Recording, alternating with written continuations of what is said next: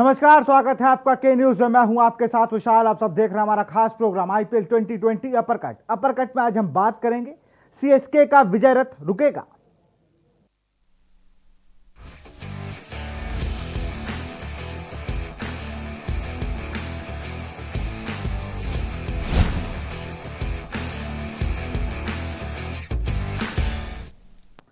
CSK का विजय रथ रुकेगा या नहीं रुकेगा ये तो बाद में पता चलेगा, लेकिन एक टीम का जीतने का सपना पूरा हो गया। हैदराबाद ने आज अपना खाता खोल लिया है और पंजाब का लगातार खराब प्रदर्शन जारी है।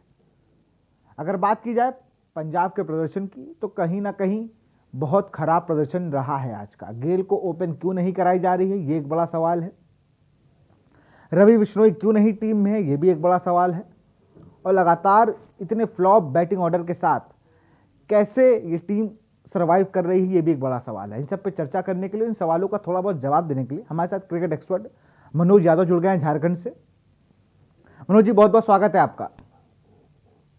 धन्यवाद विशाल। मनोज भाई, अगर बात की जाए जिस तरह से पंजाब टीम लगातार बड़े बड़े नाम हैं, बड़े बड़े प्लेयर्स हैं, सबके अच्छे अच्छे रिकॉर्ड हैं, लेकिन आप लगातार देखिए किसी का भी ग्राफ उतना बढ़ के नहीं आया पंजाब टीम में। ये सही बात है विशाल, क्योंकि पंजाब से जिस तरह की उम्मीद थी, खास करके केएल राहुल बल्लेबाजी कर रहे थे और जिस तरह की अपेक्षाएं थी केएल राहुल से, वो अकेले मैच जिताने का मद्दा रखते हैं।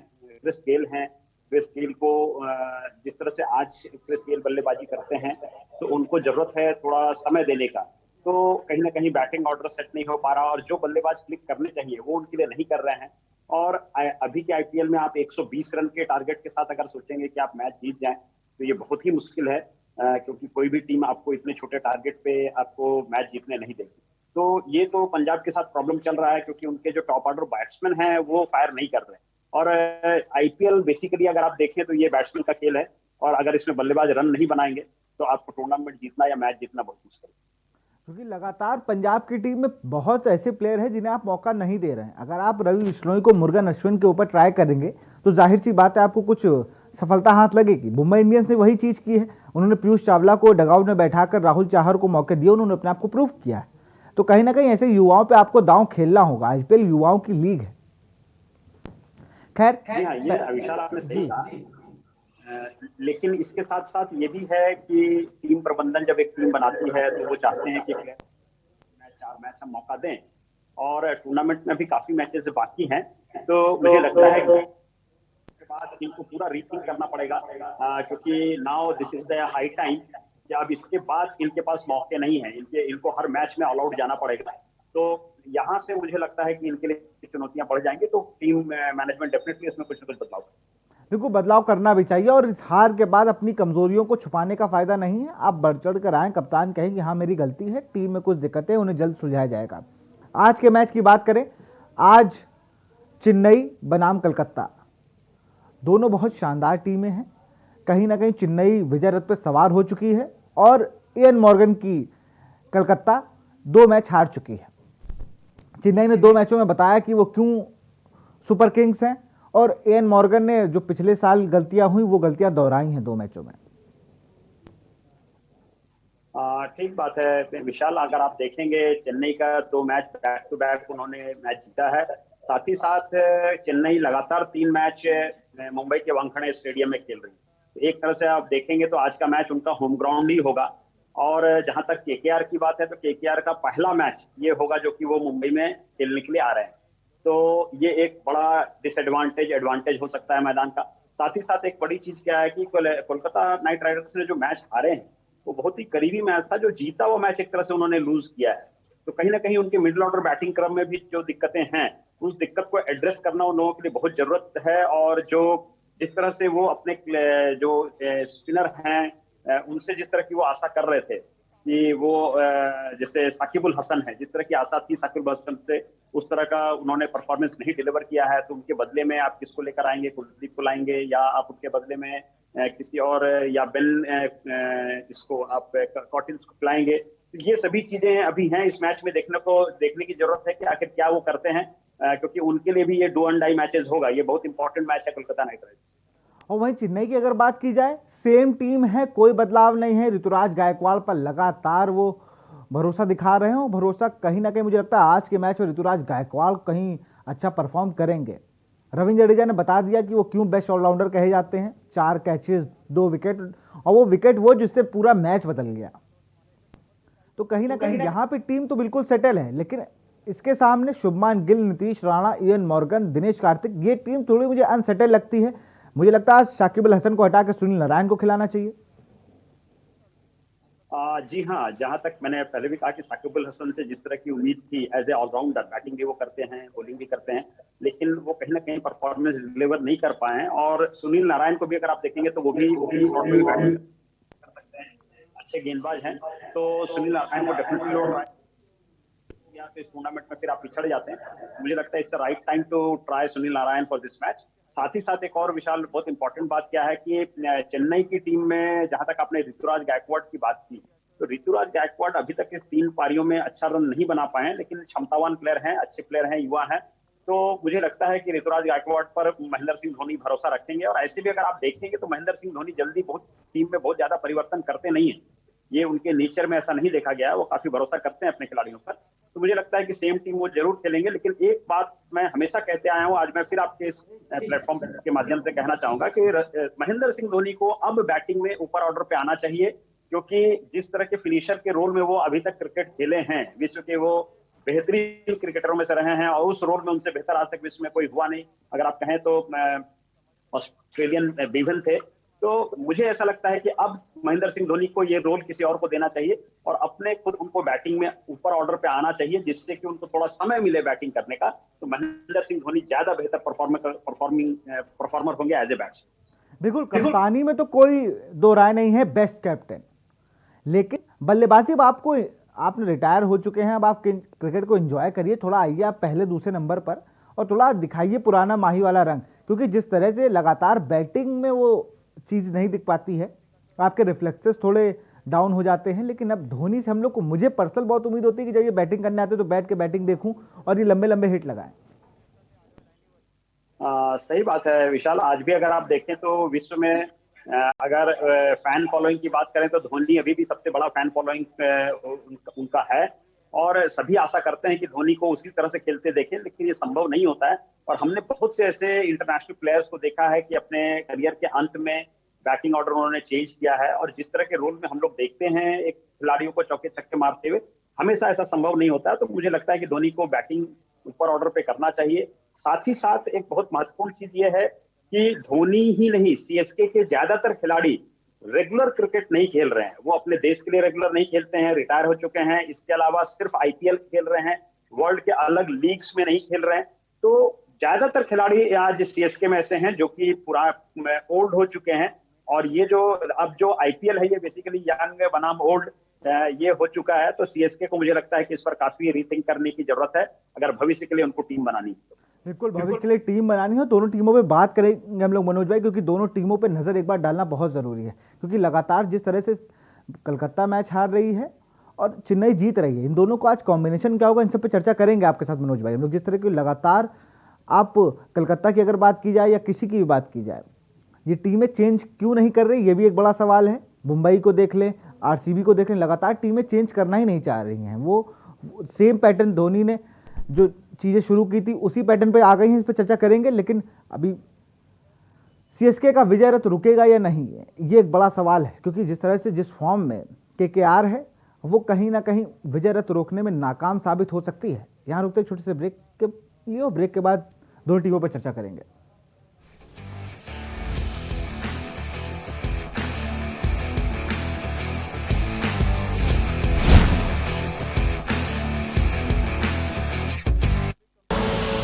आप देख रहे हैं के न्यूज, खबरों का सारथी। सब जानते हैं जल ही जीवन है, तो आइए अपने जीवन को बचाएं। पानी के प्राकृतिक स्रोत हमेशा यूं ही जीवित रहें, तो हमें पानी बचाने का संकल्प लेना होगा। पानी की बूंद बूंद को संरक्षित करना होगा। पानी की एक बूंद को भी व्यर्थ नहीं बहने देना है। बारिश का पानी चाल खाल, तालाब और रिचार्ज टैंक्स बनाकर जमा करना होगा ताकि इसका भूमिगत संचय हो सके। पीने के पानी का इस्तेमाल दूसरे कामों के लिए नहीं करना है। तीरथ सरकार 15 लाख से ज्यादा परिवारों को हर घर नल से जल योजना से जोड़ रही है। गांव में 1 रुपए और शहर में 100 रुपए में पानी का कनेक्शन। आज बचाएं जल, सुरक्षित बनाएं कल। नमस्कार।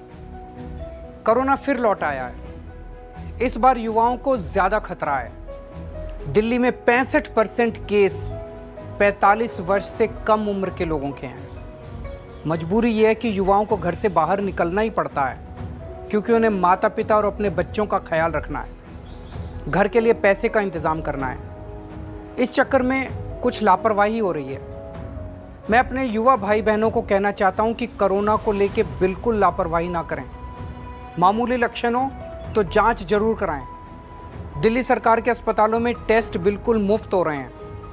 और हाँ, 45 वर्ष से ज़्यादा उम्र के लोग वैक्सीन जरूर लगवाएं। हमने आपके लिए 24 घंटे सरकारी अस्पताल खोल दिए हैं। युवा अपनी जिम्मेदारी समझें। इस मुश्किल वक्त में उनके परिवार को सबसे ज़्यादा उनकी ज़रूरत है। दूरी बनाएं, हाथ सैनिटाइज करें और मास्क ज़रूर पहनें। पिछले 1 साल में 3 बार हम दिल्ली वालों ने कोरोना को हराया है। इस बार फिर हराएंगे।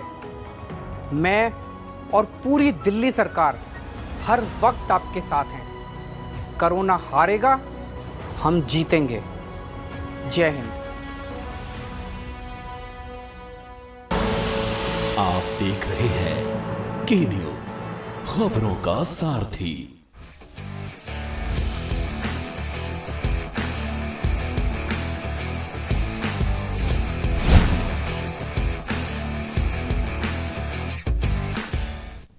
ब्रेक के बाद आपका स्वागत है। हम लोग ब्रेक से पहले बात कर रहे थे दोनों टीमों की। एक बार उनके प्रेट 11 पर नजर डाल लेते हैं, फिर उस पर चर्चा करते हैं।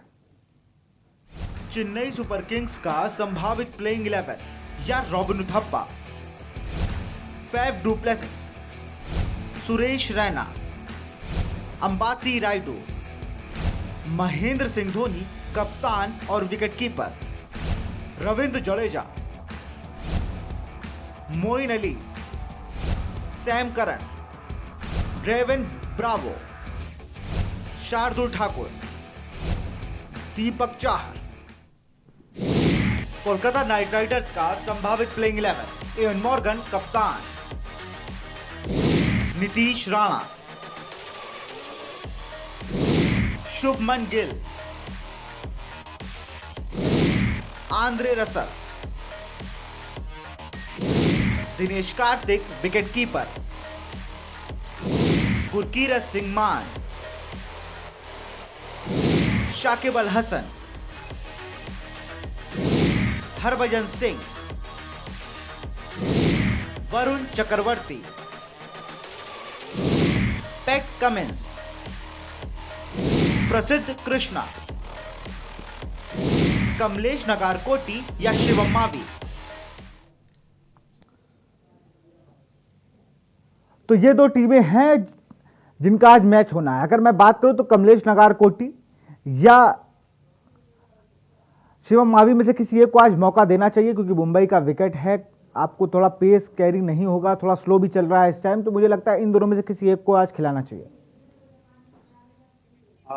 सही कहा आपने विशाल की जो इनकी जो लाइनअप है, अगर आप देखें कोलकाता नाइट राइडर्स की, इसमें स्कोप तो है चेंज का। प्रसिद्ध कृष्णा एक अच्छे गेंदबाज हैं जो पहले भी अच्छी गेंदबाजी किए हैं, लेकिन हरभजन सिंह और शाकिब उल हसन दोनों स्पिनर को लेकर इस मैच में जाने का कोई औचित्य नहीं बनता। वानखेड़े छोटा ग्राउंड है, यहाँ पर बल्लेबाजों के लिए अच्छी रहती है बल्लेबाजी करना। और अभी तक अगर आप वानखेड़े का आप रिकॉर्ड देखेंगे तो यहाँ पर 75% टीमें जो चेज की हैं वो मैच जीती हैं। फर्स्ट बैटिंग करके जीतने का 25% का ही ग्राफ रहा है। तो ये सभी चीजें हैं। और दूसरी बात क्या है कि केकेआर पहली दफे इस सीजन में पहली दफे वानखेड़े में खेलने के लिए आ रही है, तो चेन्नई का एडवांटेज तो जरूर है इस मैच में, लेकिन इनके पास अपॉर्चुनिटी है कोलकाता नाइट राइडर्स के पास। लेकिन इनके कप्तान पिछले मैच में जिस तरह से उन्होंने गलती किया था कि वरुण चक्रवर्ती को एक ओवर बोलिंग कराकर उन्होंने विकेट लिया था, उसके बाद उनको बैठा दिया था, उस तरह की गलती इनको नहीं करनी चाहिए, क्योंकि पिछले मैच में अगर वरुण चक्रवर्ती को कंटिन्यू रखते तो शायद ऐसा था कि मैचेस वो जीत जाते। लेकिन मॉर्गन मुझे लगता है कि ये गलती अभी नहीं दोहराएंगे और उनके पास अब चुनौतियां हैं और ये उनके पास अब मौका नहीं है कि वो गलतियां करें। तो टीम में चेंजेस देख सकते हैं हम लोग। अब ये डिपेंड करता है कि टीम मैनेजमेंट किस तरह से किस खिलाड़ी को बैक करता है। बिल्कुल, मुझे लगता है कुलदीप को थोड़ा सा बैक करना चाहिए, लेकिन मुझे क्यों पता नहीं क्यों अंदर से लगता है कि कुलदीप आज का मैच भी नहीं खेलेंगे। एक की फैक्टर साबित हो सकते हैं अगर आप रैना और धोनी के सामने जब कुलदीप पड़ेंगे। मिस्ट्री है, वो अभी नहीं समझ पाए हैं सब लोग, लेकिन कहीं थोड़ा डाउनफॉल है उनके कैरियर में, अभी उनको बैक की बहुत जरूरत है। विशाल, मेरे हिसाब से तो हरभजन सिंह और साकिब अल हसन दोनों को इस मैच में नहीं होना चाहिए। इनके जगह पर आप सुनील नारायण को और आप एक फास्ट बॉलर को लेकर खेल सकते हैं। फास्ट बॉलर में उनके पास विकल्प हैं जिनको भी वो खिलाएं, तो मुझे लगता है कि ज्यादा बेहतर कॉम्बिनेशन उनकी टीम की बनेगी। जहां तक कि बैटिंग की बात है, नीतीश राणा अच्छा खेल रहे हैं, अच्छे फॉर्म में हैं। शुभमन गिल से हम लोगों को जिस तरह की आशा थी, जिस तरह से परफॉर्म वो करते हैं, बहुत ही बेहतरीन खिलाड़ी हैं। तो शुभमन गिल अभी तक भी इस लास्ट 3 इनिंग्स में वो उस तरह का परफॉर्म नहीं कर पाए हैं। और अगर शुभमन गिल अगर फॉर्म में आते हैं तो नीतीश राणा, शुभमन गिल ये इस पूरे आईपीएल चैंपियनशिप के बहुत ही रेटेड ओपनर्स हैं। तो मुझे लगता है कि बहुत ही बेहतरीन कर सकते हैं। एंड्रे रसल डेफिनेटली इस पूरे टूर्नामेंट में उन्होंने अभी तक अच्छा खेला है। दिनेश कार्तिक से हमें जिस तरह की आशाएं हैं और बेहतर उनको करना चाहिए। और पैट कमिंस, प्रसिद्ध किन्ना, वरुण चक्रवर्ती, ये सभी गेंदबाज ऑलराउंडर के तौर पर फिट है टीम में। तो मुझे लगता है कि 2 चेंजेस मेरे हिसाब से होनी चाहिए इनकी टीम में। अब ये टीम मैनेजमेंट का है कि वो चेन्नई के साथ में किस तरह की स्ट्रैटेजी के साथ जाते हैं और क्या चेंजेस करते हैं। ये तो फाइनली जब मैच शुरू होगा हम और आप देखेंगे। बिल्कुल, जब मैच हम लोग देखेंगे तभी ये पता चल पाएगा। लॉकी फर्गूसन भी एक अच्छा ऑप्शन है, आपने क्या बताया कि लॉकी फर्गूसन भी एक अच्छा ऑप्शन है, शायद वो टीम में आ सकते हैं। अभी तो मैच शुरू होने से पहले ही पता चले कौन कितने बदलाव के साथ ये टीम उतरी है। यहाँ रुकते छोटे से ब्रेक लिए, ब्रेक के बाद जल्द हाजिर होंगे।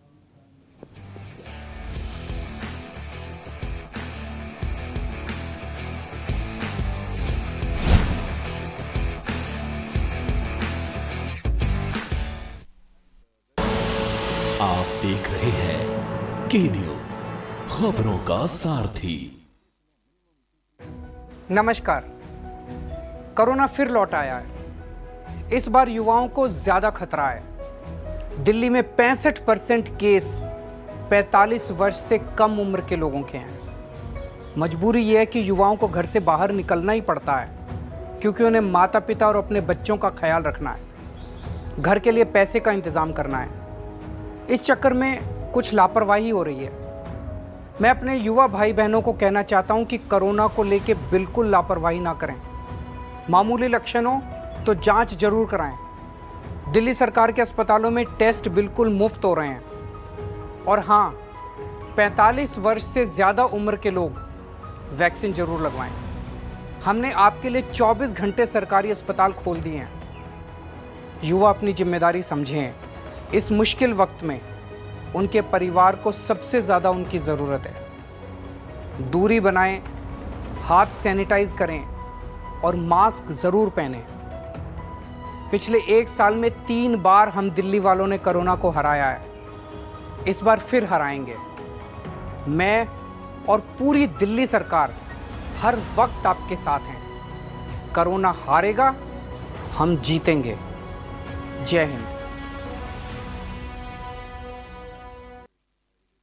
जुबान के लिए उड़ चला गैरों की ज़मीं पर, खुशबू अपने पन की ढूंढता औरों की ज़मीं पर। मेरी माटी की ये जुबान, मेरी माटी की ये जुबान है मुझसे दूर मिलो दूर, पर ये दिल है कि चख रहा का नूर, नूर और नूर। दूर कितना भी जा, इस जुबान से दूर ना जा पाओगे। विमल, बोलो जुबान केसरी। आप देख रहे हैं के न्यूज, खबरों का सारथी।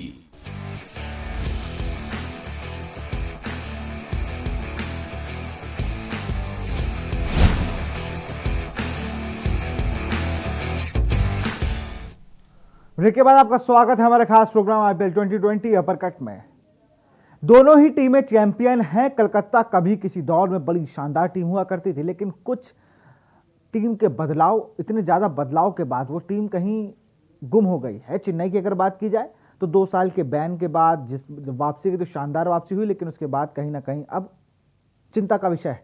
वापस पटरी पे आई है, लेकिन जब दोनों टीमें आमने सामने हुई हैं तब किसका कितना पल्ला भारी रहा है, इस पर नजर डालते हैं।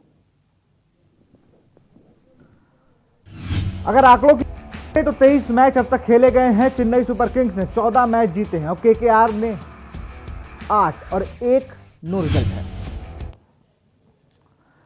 तो मनोज भाई, आंकड़ों की अगर बात की जाए तो चेन्नई हमेशा सब टीमों पे भारी पड़ेगी आंकड़ों को अगर देखा जाए, लेकिन करंट फॉर्म और करंट सिचुएशन भी एक बहुत बड़ा रोल निभाती है इन सब में।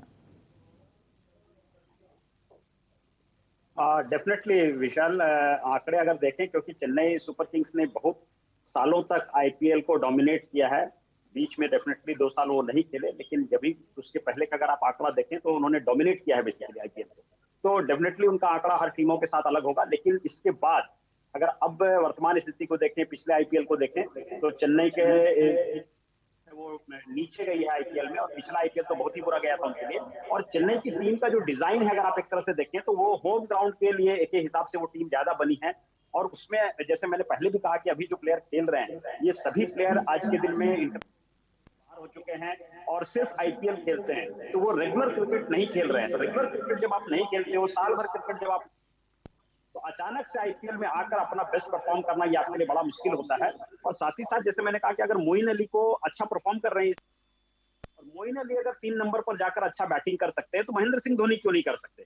तो महेंद्र सिंह धोनी डेफिनेटली 3 नंबर पर जाकर अच्छा बल्लेबाजी कर सकते हैं। और जहां तक कि फिनिशर का रोल है, तो मुझे लगता है कि सैम करन आज के दिन में बहुत ही अच्छा हिटिंग कर रहे हैं। सैम करन है, ब्रावो हैं, ये जो प्लेयर हैं, रविंद्र जडेजा है, इनको आप फिनिशर के रोल पर डालिए और महेंद्र सिंह धोनी ऊपर बल्लेबाजी का क्रम को संभाले, तो मुझे लगता है कि चेन्नई का स्वरूप थोड़ा हमें अलग दिखाई देगा और टूर्नामेंट में जो उनकी बैटिंग की मुश्किलें हैं वो कहीं कम होते हुए नजर आएगी। तो ये बदलाव मेरे हिसाब से चेन्नई को करना चाहिए, धोनी को करना चाहिए। अब ये पूरे जो आइडियाज हैं वो उनके हिसाब से कैसा फिट बैठेगा, क्या वो करते हैं, ये तो देखने की बात है। अगर की बात की जाए मनोज भाई, तो केकेआर को क्या करना चाहिए कि वो वापस पटरी पे आ जाए? देखिए, पहली बात तो बहुत इंपॉर्टेंट है कि इनके दो, इस मैच की जहां तक मैं बात करना चाहता हूं कि उनके 2 स्पिनर लेकर जो वो खेल रहे हैं, हरभजन सिंह और शाकिब अल हसन, इन दोनों का रिप्लेसमेंट होना चाहिए। एक तो सुनील नारायण को पक्का इनको मौका देना चाहिए as a batsman, as a allrounder. और जहां तक की बात है, इस 2 स्पिनर की जगह पर इनको फास्ट बॉलर में चाहे लॉकी फर्ग्यूसन को लेकर आए, चाहे किसी और, लेकिन फास्ट बॉलर इनको खिलाना पड़ेगा। तो क्योंकि मुंबई के ग्राउंड पे आज जो मैच खेल रहे हैं, इसमें ये 2 स्पिनर लेकर वो नहीं खेल सकते, ये उनके लिए फ्रूटफुल नहीं होगा। साथ ही साथ नीतीश राणा, शुभमन गिल, ओपनर को पिक करना जरूरी है। ये दोनों बल्लेबाज क्षमतावान है। नीतीश राणा अच्छा खेल रहे हैं, शुभमन गिल अगर अच्छी पारी खेलने लगेंगे तो मैं सत्या कह सकता हूं कि चेन्नई सुपर किंग के लिए बहुत ही खतरा होगा इन दोनों ओपनर का कॉम्बिनेशन। बिल्कुल, ये तो बात हो गई दोनों टीमों के परफॉर्मेंस की और दोनों टीमों को क्या रणनीति लेनी चाहिए। एक ऐसा प्लेयर भी हम लोग चुनते हैं जिस पे सबकी नजर होती है। एक बार प्लेयर टू वॉच मनोज भाई नजर डाल लेते हैं, फिर आपका प्रेडिक्शन लेते हैं। एक बार प्लेयर टू वॉच देख लेते हैं। आज के हमारे प्लेयर टू वॉच हैं सर रविंद्र जडेजा। बिल्कुल मनोज भाई, रविंद्र जडेजा को मैंने आज फिर से एक बार लिया है। मैंने इससे पहले मैच में इन्हें प्लेयर टू वॉच लिया था, आज मैंने फिर इन्हें प्लेयर टू वॉच में लिया है। मुझे लग रहा है बॉलिंग से हो गया है, बैटिंग में कुछ कमाल दिखाना भी बाकी है। देखिए, रविंद्र जडेजा ऐसे हरफन मौला खिलाड़ी हैं कि वो बैटिंग बॉलिंग में कुछ नहीं भी कर रहे हैं तो वो रन आउट कर देते हैं, कैच लेते हैं। तो वो एज ए फील्डर मैच जिताने का मादा रखते हैं। बहुत ही बेहतरीन खिलाड़ी हैं, इसमें कोई डाउट नहीं है। एनर्जी लेवल उनका हमेशा हाई रहता है, कभी भी उनको आप लो एनर्जी लेवल पर नहीं देखेंगे। तो गेंदबाजी हुई, बल्लेबाजी हुई, और वानखेड़े के स्टेडियम में अगर स्पिनर को थोड़ी मदद मिलेगी, अगर खास करके ये अगर पहले बॉलिंग करते हैं, तो मुझे लगता है कि बाद में तो ड्यू फैक्टर आता है, तो स्पिनर्स के लिए बहुत ही दिक्कत है। लेकिन रविंद्र जडेजा जिस तरह की गेंदबाजी करते हैं, ड्यू फैक्टर में भी मुझे लगता है कि वो अच्छी गेंदबाजी कर पाएंगे। तो डेफिनेटली आपने अगर उन्हें प्लेयर टू वॉच में रखा है तो Ravindra Jadeja player to watch हो सकते हैं। बट उनके साथ साथ मैं एक और नाम ऐड करना चाहूंगा, वो है शुभमन गिल का। बिल्कुल, आज दोनों पे नजर रहेगी। मनोज भाई, प्रेडिक्शन आपका क्या कहता है? मैं स्कोर पूछूंगा क्योंकि टीम आप चेन्नई ही प्रेफर करेंगे मुझे लगता है। देखिए, पहली बात तो यह है कि इस ग्राउंड में आप चेज करेंगे या रिकॉर्ड्स अगर आप देखें तो चेज करने वाली टीम ज्यादातर जीती है। 75% समय समय में वानखेड़े में चेज करने वाली टीम जीती है। और चेज जब आप करते हैं तो ड्यू फैक्टर भी काउंट में आता है, तो उसका भी बेनिफिट बैट्समैन को मिलता है, बॉलिंग टीम के लिए दिक्कत होती है। तो मुझे लगता है कि जहां तक कि टारगेट सेट करने की बात है तो दोनों ही टीम के लिए 200 से नीचे रन का टारगेट अच्छा टारगेट नहीं होगा, उसको डिफेंड कर पाना मुश्किल होगा।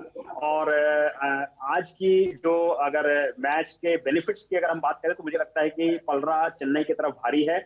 इस मैदान पर वो 3 मैच खेल चुकी हैं, एक मैच उन्होंने टारगेट सेट करके जीता है, एक हारा है, और एक में चेज करते हुए मैच हारे हैं, लेकिन 3 मैच लगातार इस ग्राउंड पर उन्होंने खेला। तो मुझे लगता है कि पलरा चेन्नई का डेफिनेटली बारी है इस मैच में, और मेरे हिसाब से मैच चेन्नई सुपर किंग्स को जीता है। बिल्कुल चेन्नई जीतेगी और हाई स्कोरिंग मैच होगा। फिलहाल बहुत बहुत शुक्रिया मनोज भाई आपका जुड़ने का। आज चेन्नई विजय रथ पर सवार है, 2 मैच जीत चुकी है और कोलकाता की अगर बात की जाए तो कहीं ना कहीं प्रेशर में होगी, अपने आप को प्रूव करना होगा, इयान मॉर्गन को अपनी टीम को भी प्रूव कराना होगा। अभी तो टॉस होने के बाद पता चलेगा कि कौन कितने बदलाव के साथ खेला है और कौन किस पर भारी पड़ा। फिलहाल अपर कट में इतना ही। देखते रहिए के न्यूज़ इंडिया। नमस्कार। आप देख रहे